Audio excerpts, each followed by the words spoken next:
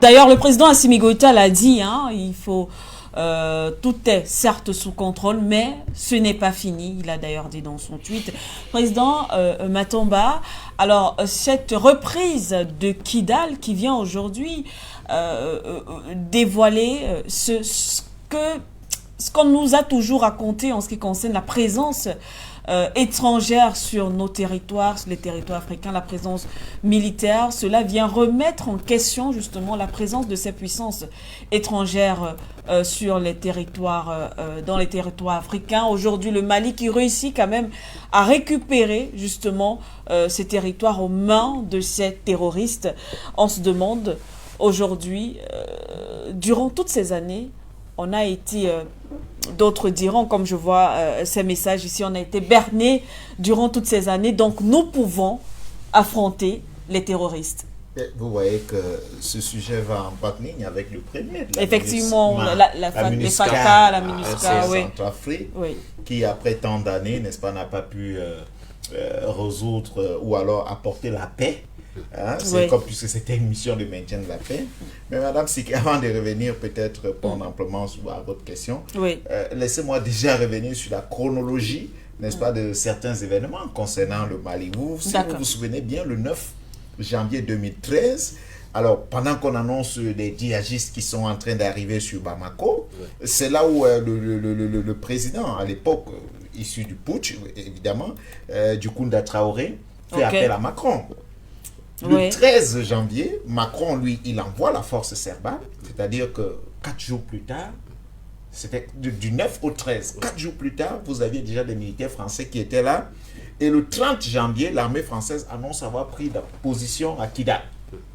Quand vous regardez, n'est-ce pas, dans cette chronologie des dates, vous posez d'abord une question, mais qu'est-ce qui s'est passé pour que les mêmes qui sont arrivés 4 jours plus tard avec une logistique importante n'ont pas pu repartir quelques jours plus tard lorsqu'on leur a demandé de partir.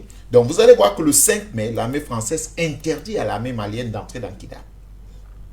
Ça, ce sont des faits. Oui. L'armée malienne veut entrer dans Kidal pour libérer Kidal. Oui. L'armée française, le 5 mai 2013, interdit, n'est-ce pas, à cette armée. Le 24 mai 2021, le colonel Assimi Goïta arrive au pouvoir, plusieurs années plus tard. Et le 2 mai, il met fin aux accords de coopération militaire avec la France. Le 15 août, les soldats de l'armée française quittent le Mali. C'est-à-dire que, vous regardez, dans la chronologie, vous suivez un peu pour comprendre la véritable libération et ce qui se passait véritablement à Kidal. Le 31 octobre, la MINUSMA, qui ne respecte pas son calendrier de retrait, décide de partir. Et le 14 novembre, donc, les FAMA reprennent le contrôle de Kidal. Qui était donc à Kidal, Madame Siki, en réalité? Vous voyez, on vous annonce des rebelles, des djihadistes, qui sont en train de marcher, qui arrivent sur Bamako.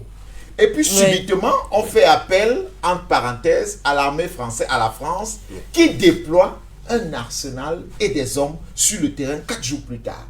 Ils disent avoir stoppé la montée des djihadistes, mais quelques jours plus tard, ils vous disent qu'ils ont déjà le contrôle de Kidal. Et François Hollande disait à l'époque que c'était le plus beau jour de sa vie. C'était le plus beau jour de sa vie. Ils ont le contrôle de Kidal. Mais depuis lors, l'armée malienne ne parvient pas à entrer, pas parce qu'elle n'a pas, n'est-ce pas, la capacité d'entrer et déloger ceux, en parenthèse, qui sont considérés comme des djihadistes, mais tout simplement parce qu'il y a une armée d'interposition qui est la France qui dit non, vous ne pouvez pas entrer dans Kidal parce que nous sommes là, nous sécurisons. Entre-temps, ceux considérés comme des djihadistes ou des terroristes renforcent leur position, s'équipent, se dotent, n'est-ce pas, de toute la logistique nécessaire.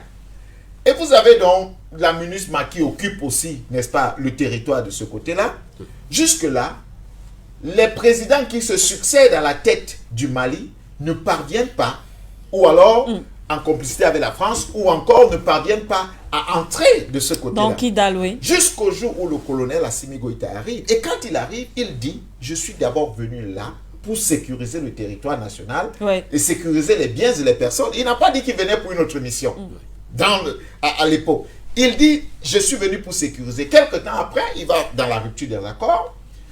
Après, il demande le départ de l'armée française. Tout à fait. La MINUSMA, et les résultats sont là.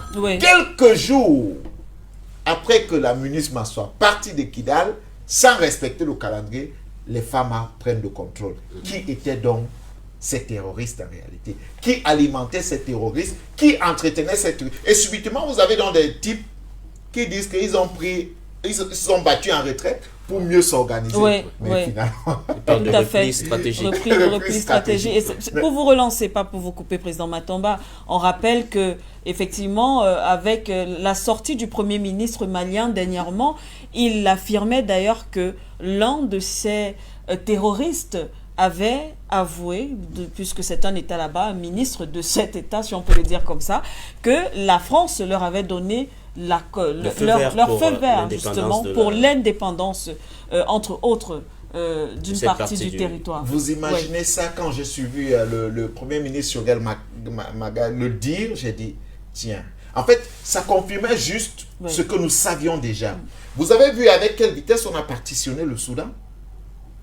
Le Soudan, un pays en difficulté, en guerre, au lieu qu'on ait de ce pays à s'unir, à se mettre, n'est-ce pas, dans un processus dynamique de développement, on décide que, bon, pour des raisons X ou Y, on divise le pays en deux. Vous avez maintenant le Soudan du Sud et puis vous avez l'autre partie du Soudan. Et jusque-là, encore, il y a des problèmes. Mais on n'a pas pu, les mêmes qui ont promis, n'est-ce pas, entre parenthèses, aux rebelles ou alors aux terroristes maliens, l'indépendance, n'ont pas pu, n'est-ce pas, se lever et appuyer une résolution des Nations Unies qui voudrait que Israël et la Palestine soient deux États différents. Donc c'est très facile, n'est-ce pas, d'agir en Afrique et ne pas agir ailleurs parce qu'en réalité, c'est le contrôle des ressources qui se passe. C'est-à-dire tout ce qui se passe, la déstabilisation du Mali comme de plusieurs pays africains, tourne autour du contrôle des ressources africaines. Nous ne devons pas nous le cacher. Ce sont des réalités. Mais là encore, ça vient confirmer quelque chose d'important.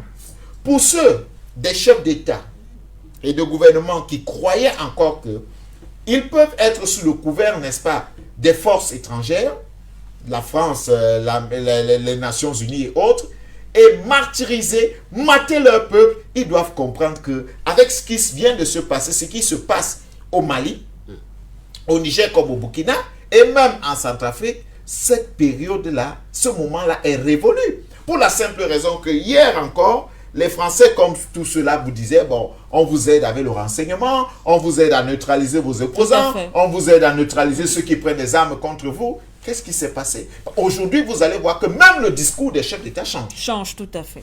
Quand vous les écoutez aujourd'hui, ils n'ont plus... Ce sont des faits réels qu'on vit au Mali qui, n'est-ce pas, amènent ces derniers à commencer à comprendre que, tiens, ceux qui leur promettent depuis le renseignement, en réalité, ce n'est pas le renseignement qui leur donne. Ceux qui leur promettent sécurité, ce n'est pas la sécurité.